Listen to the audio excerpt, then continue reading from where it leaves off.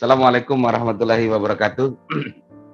Waalaikumsalam warahmatullahi wabarakatuh, Pak. Ya, pada pertemuan ke-10 ini kita di manajemen operasional juga diharapkan untuk mengenal juga analisis investasi sedikit ya. Seperti di manajemen keuangan, cuman ini merupakan pengantar, tidak sedetail di manajemen keuangan. Tapi inilah poin-poin yang harus dimiliki seorang manajer ketika dia harus melihat sebuah investasi, ya, memahami sebuah investasi, menilai itu bagaimana. Nah itu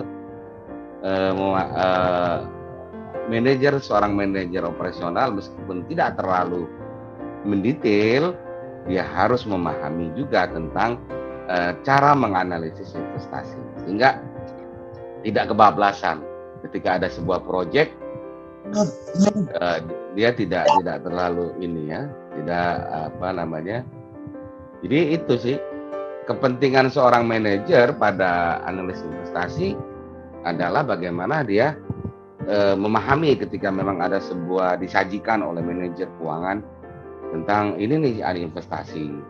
Kita harus mempertimbangkan beberapa hal terkait dengan pertimbangan dalam melihat apakah investasi itu layak atau tidak, dan faktor-faktor apa saja sih yang mempengaruhi sebuah investasi. Dalam kaitan ini dikenal dengan faktor-faktor produksi ya.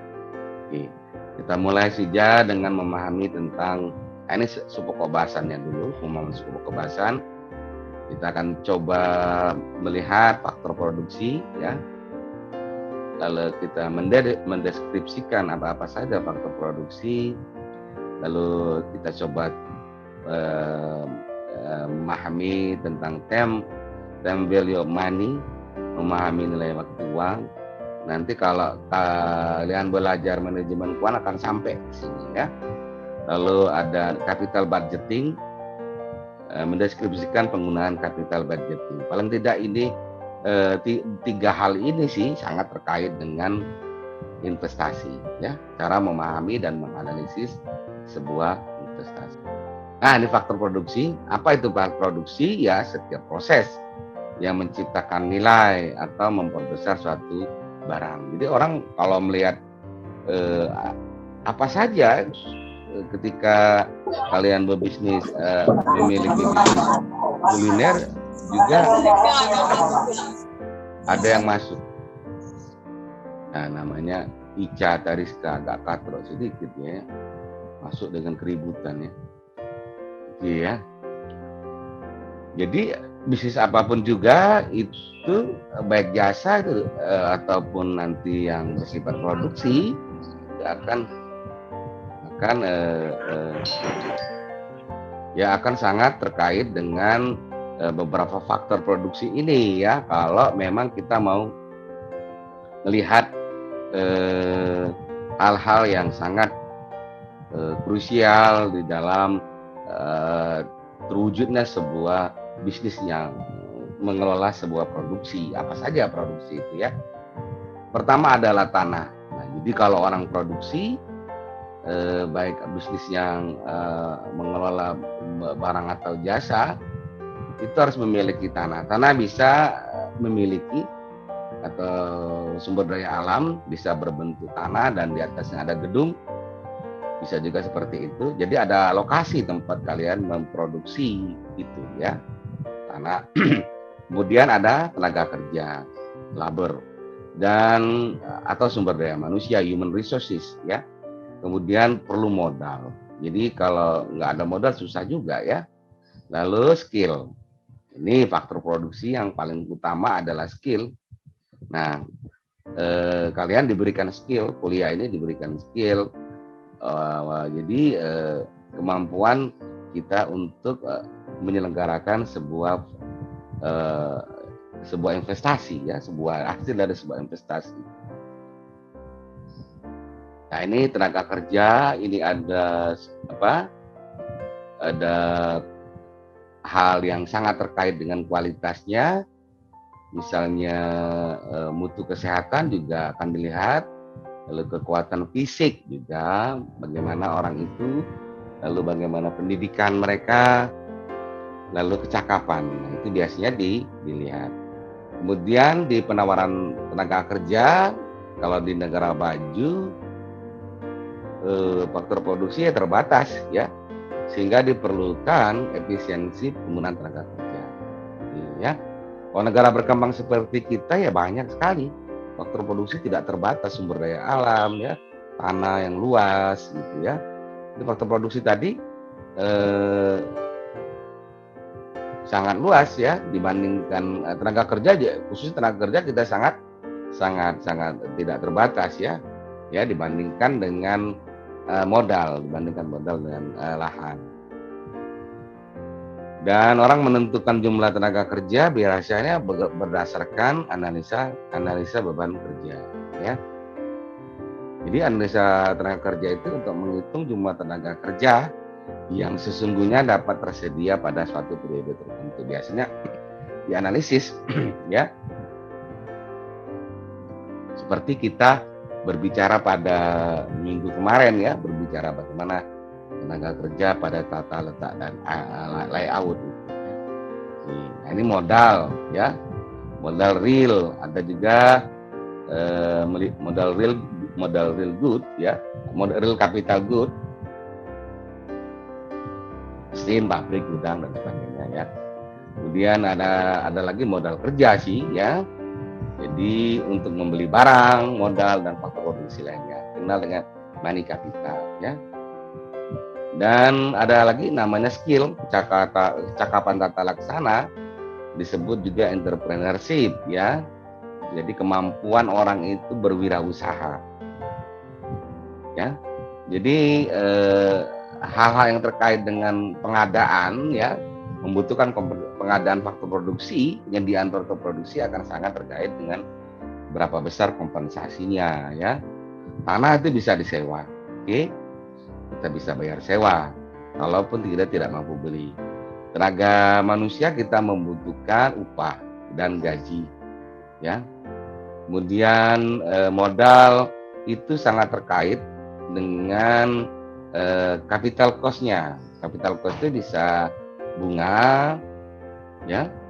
Capital cost itu bisa bunga, bisa juga biaya mendapatkan modal tadi, misalnya biaya notaris dan sebagainya. Itu kaitan sekali dengan cara kita mendapatkan modal.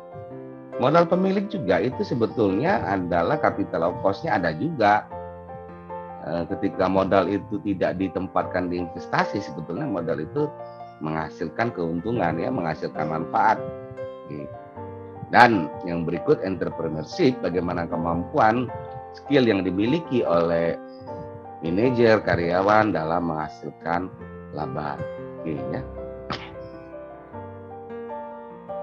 Beberapa faktor produksi ini dan hal-hal yang terkait dengan kompensasinya inilah yang dinamakan kita membutuhkan suatu pemahaman tentang investasi. Jadi investasi tidak terlepas dari faktor-faktor yang akan kita pertimbangkan dalam membuat sebuah entrepreneurship atau kewirausahaan. Oke, kita dituntut untuk memahami bagaimana menganalisis sebuah investasi. Oke, kalau sudah pemikiran faktor produksinya sudah kita pertimbangkan dan kita pahami. Nah, yang pertama di dalam memahami sebuah investasi, kita harus kenal dulu dengan time value of money. Jadi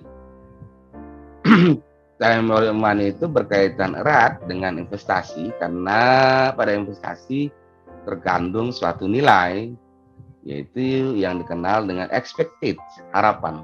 Kita pengennya uang kita yang saat ini kalau kita investasikan akan bisa mendapatkan hasil berapa itu atau bagaimana ke depannya. Oke. Jadi pertimbangannya adalah dalam kaitannya dengan time value of money adalah nilai waktu uang, adalah risiko pendapatan di masa mendatang lebih tinggi. Nah, makanya kita harus benar-benar mempertimbangkan ya. Lalu kedua, adanya opportunity cost ya, pendapatan yang di masa mendatang ya. Tuh. Dan perubahan nilai waktu uang biasanya. Uang kita tuh biasanya mengalami perubahan nilai ya. Dulu kita kita apa namanya? Kita punya uang 1 juta, mungkin tahun depan 1 juta sudah, atau 5 tahun berikutnya tidak terlalu bernilai untuk suatu barang ya. Itu dikenal dengan inflasi ya. Kemudian ada revaluasi, devaluasi, kemudian interest suku bunga atau interest rate, dan atau penyebab-penyebab lainnya ya, penyebab lingkungan, pandemi dan sebagainya ya. Oke. Ini sih nilai waktu lah. Di dalam nilai waktu daripada uang atau time value money ini dikenal ada 2 ya. Ada future value atau nilai majemuk, dan present value atau nilai sekarang. Nilai majemuk adalah sejumlah uang di masa datang yang didapat dari sejumlah uang di masa sekarang ya. Tentunya ditambahkan dengan diskon faktor ya. Nilai sekarang, jadi kalau sekarang lain lagi. Jadi bagaimana kita menghargai sejumlah uang yang diharapkan didapatkan di masa mendatang, di masa sekarang ya, yang didapat dari sejumlah uang di masa datang. Jadi berapa sih uang yang didapat di masa mendatang itu kalau kita ukur pada masa sekarang. Oke. Tentunya dengan pertimbangan tingkat suku bunga atau capital of cost tadi ya. Oke, jadi nilai majemuk uang di masa mendatang yang kita hitung di masa sekarang. Kemudian kalau nilai sekarang itu uang yang masa mendatang yang kita tarik di masa sekarang. Oke. Ini ada namanya future value. Contohnya seperti ini. Ini rumusnya ya. Ini ada di manajemen keuangan. Nggak terlalu susah. Kebetulan Pak mengajar juga ya manajemen keuangan. Nanti bisa juga lihat di YouTube-nya. YouTube yang sering Pak bagikan itu ya. Itu juga ada cerita sih. Ya. Hitunglah jumlah uang Tuan Amir ya, jumlah uang Tuan Amir 2 tahun kemudian. Jika tingkat suku bunga adalah 18% per annuity, itu per annuity per tahun ya. Tinggal masukkan saja rumusnya ya. Oke. 10 juta dikali 1 ditambah 0,18 dipangkatkan 2 sehingga dapatnya 13.924.000. Nah, 1,18 ini kalau tidak mau cara manual dihitung pakai kalkulator bisa menggunakan tabel diskon faktor namanya ya. Bisa diklik ya. Oke. Kalau dia beberapa kali itu bisa menggunakan rumus ini. Kalau beberapa kali ya, misalnya dalam 2 tahun kemudian misalnya diterimanya itu tidak per tahun, dalam setahun bisa 2 kali. Itu bisa menggunakan rumus ini ya. Jaja ya. Kemudian yang berikut present value. Nah, ini rumusnya seperti ini. Ini kebalikan saja sebetulnya ya. Kalau kita ambil contoh yang kemarin ya, ini kembalikan 10 juta lagi ya. 13.924 itu kita kalikan rumus ini. Ya. 1 dibagi 1 ditambah 0,18 ya, dipangkatkan 2. Hari kembali 10 juta. Contoh yang lain ini. Tuan Yusuf yang bekerja di Pertamina akan pensiun 5 tahun lagi. Sangon yang yang akan diterimanya adalah 500 juta. Ternyata Tuan Yusuf mengajukan pensiun dini. Berapa uang pesangon yang akan diterimanya jika tingkat suku bunga sebesar 15% per annuity, dan buktikan terbalik ya. Ini bisa dibuktikan ya. Buktikan terbalik seperti ini. Apakah dia kembali begitu ya? Nah,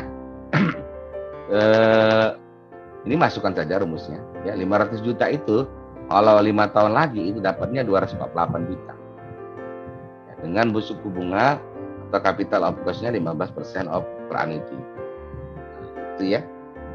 Jadi nilai di masa mendatang itu 500 juta itu kalau kita tarik ke nilai sekarang sekitar ya 248 juta ya dengan 15%. Artinya begini ya.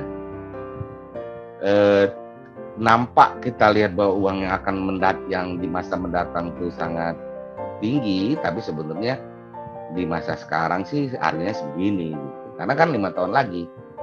Jadi dikenal di time value of money itu lebih baik menerima uang itu sekarang daripada nanti gitu ya. Karena nilai uang sekarang itu lebih berarti daripada uang yang akan nanti ya. Ini besarnya uang pesangon yang terima di sini pembuktian terbalik saja. Kita pakai future value. Jadi present value ini kebalikan dari future value atau future value kebalikan dari present value. Oke. Nah, ini anuitas ya. Anuitas ini ketika itu ada pembayaran secara periodik. Jadi ya apa namanya? Misalkan setiap akhir tahun, setiap periode, nah itu menggunakan bunga menggunakan anuitas ya, sama aja ini rumusnya.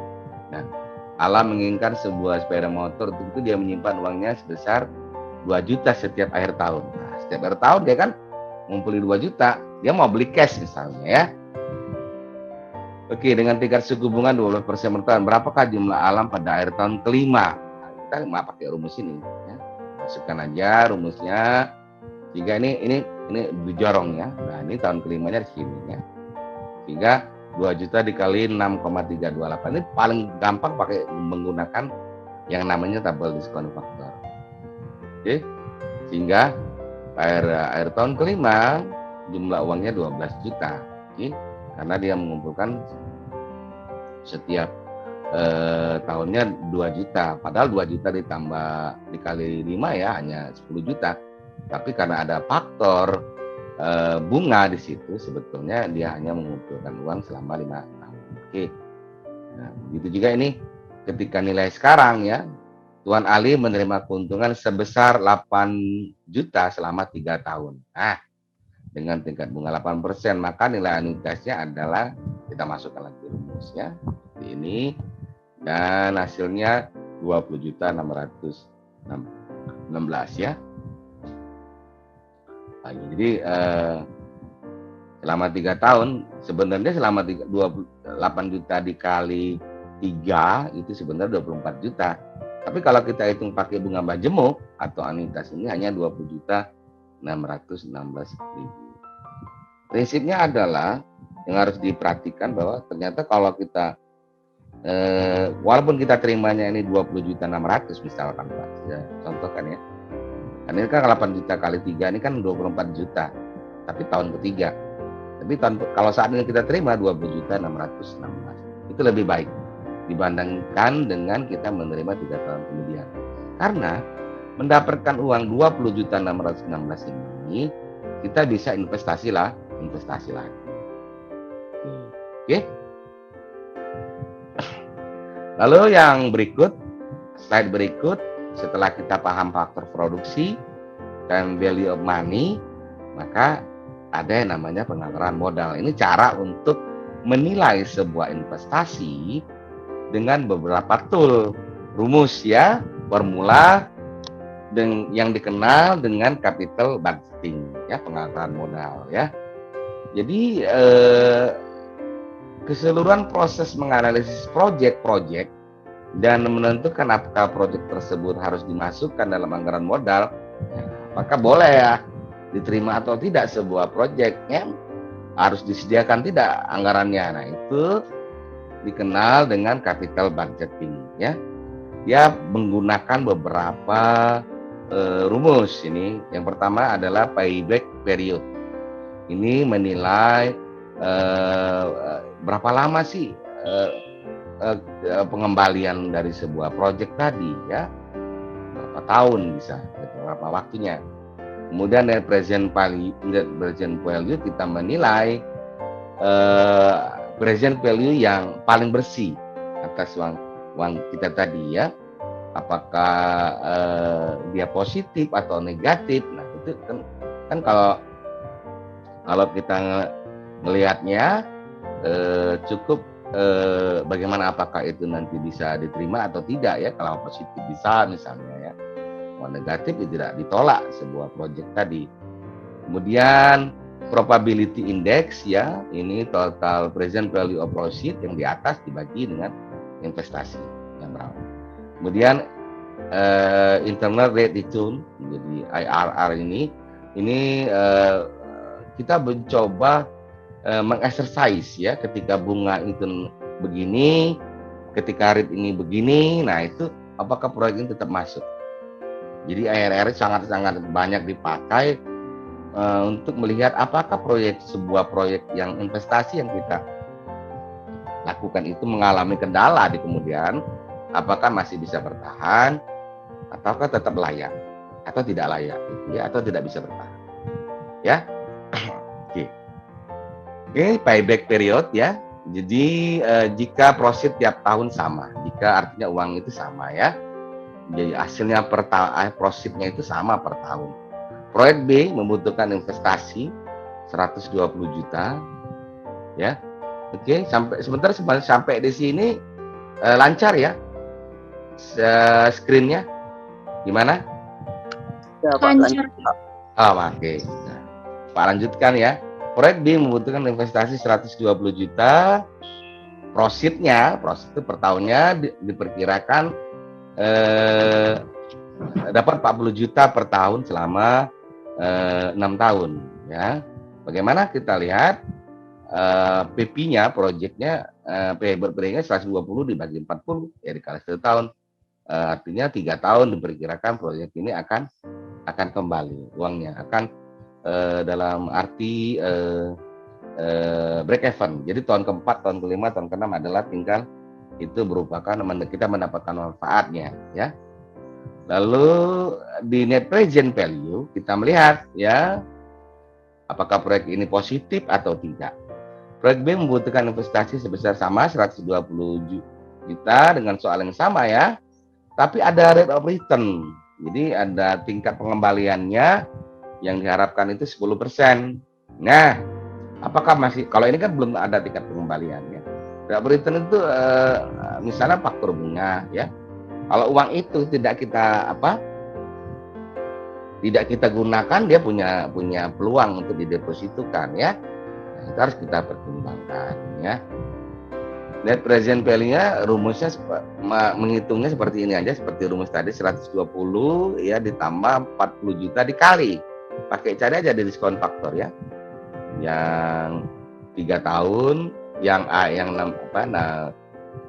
6 tahun, kemudian ini pakai dia tabel A2 di F, nilai sekarang dari suatu annuity ya, yang tepat disampaikan tadi ya, nilainya 4,3553. Bisa pakai menggunakan Excel ya, tidak di Excel bisa.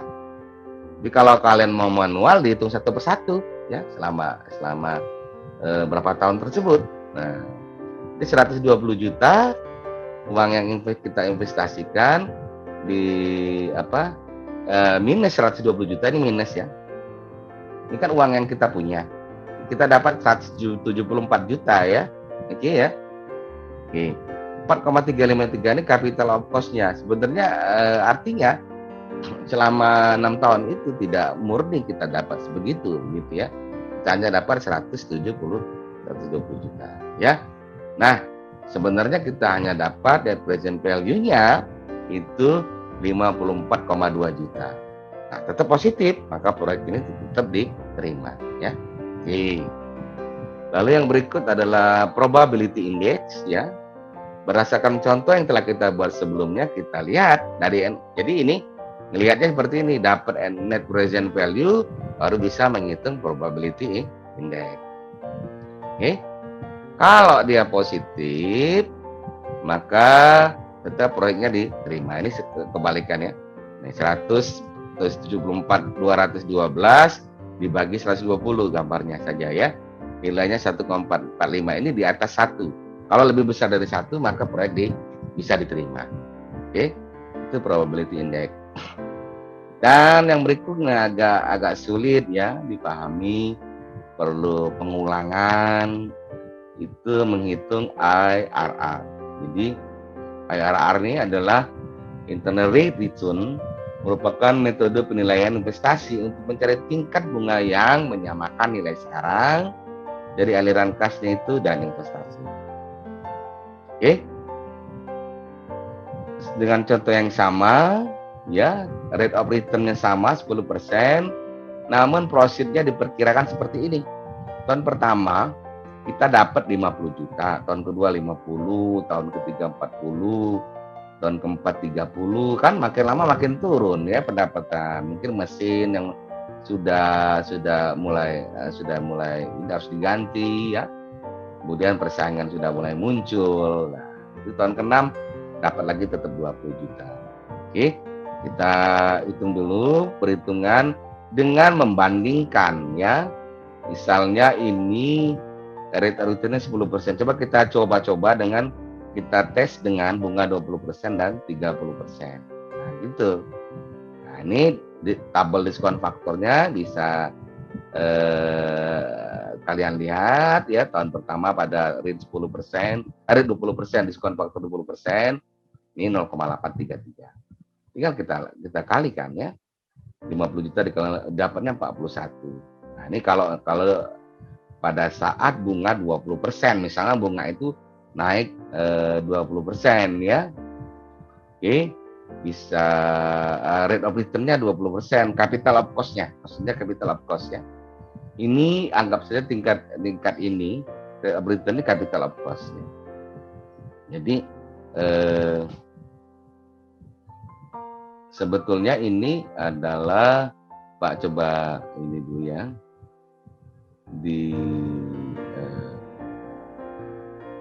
ini capital of cost ya, return. Jadi Pak coba ini dulu. Jadi kalau dalam konteks ini rate of return itu sebagai capital of cost-nya. COC ya. Ini diasumsi jadi error-nya itu rate of return itu sebagai COC, capital of cost ya. Jadi ini nih, jadi melihatnya itu dengan asumsi seperti ini. Nah, ini kan diasumsi dulu. Jadi diasumsi rate of return sebagai COC. Jadi COC itu tidak hanya rate of return, bisa juga dia mendapatkan modalnya ya. Jika diasumsi ya. Nah, ROR ini rate of return ya. Maksudnya seperti itu. Oke, kita coba diinikan lagi ya. Nah, udah. Nah, sehingga kita sudah coba. Begitu juga pada tahun kedua, pada tingkat rate of return atau capital of cost 20%, sehingga dapatlah ini angkanya. Begitu juga di ketika capital of cost atau rate of return-nya 30%. Lalu kita lihat profitnya, investasi 20 pada saat bunga 20%, pada capital of cost 20% kita dapat 8,7. Oke, artinya tingkat bunga yang berlaku di perbankan ya. Artinya rate of return itu biasanya juga terkait dengan bunga yang ditentukan oleh satu negara. Misalnya di perbankan itu Bank Indonesia mengeluarkan tingkat suku bunga. Tingkat suku bunga itu kalau suku bunganya naik sampai 20%, proyek kita masih untung. Namun ketika tingkat suku bunga yang berlaku yang dikeluarkan terbitkan oleh Menteri Keuangan misalnya ya, yang melalui Bank Indonesia itu naik tingkat suku bunga menjadi 30%, maka proyek kita itu menjadi minus. Lebih baik itu lebih baik yang malah ditempatkan tidak di investasi ini, cukup dengan investasi ya deposito misalnya. Jadi begitu ya pertimbangannya. Kita berada di mana posisinya ya? Yang paling intinya kita berada di mana? Kita itu lihat, nah ini ya, net present value-nya kalau suku bunga itu 30% ya, maka kita minus. Tapi kalau suku bunganya sampai 20%, kita tetap plus ya. Nah, tetap plus, bisa tetap positif ya. Sehingga kalau kita menghitung AR-nya ada, kita cari antara ini. Ini ya. Ini 8,7 kita taruh di atas ya. Ini tetap kita lihat suku bunga 20%-nya ya. Ya. Ya. Ini suku bunga yang kita asumsikan di proyek ya. Enggak perhitungan pertama.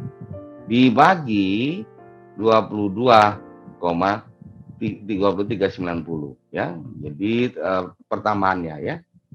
Bagaimana dikali 10%. Nah, ini 22 nih totalnya, pertambahan total.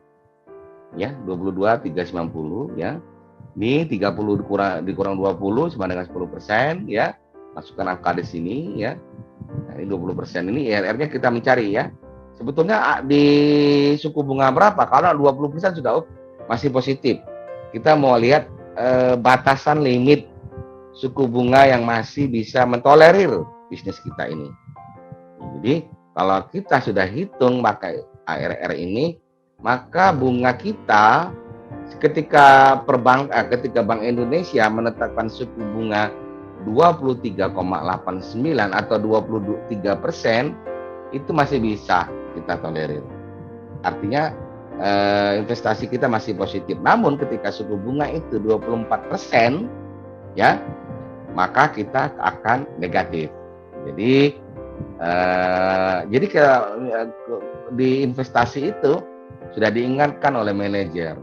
Nanti kalau suku bunga perbankan ya, suku bunga ditetapkan oleh Menteri Keuangan atau Bank Indonesia itu naik menjadi 20%, maka bisnis kita, investasi kita ini tidak layak.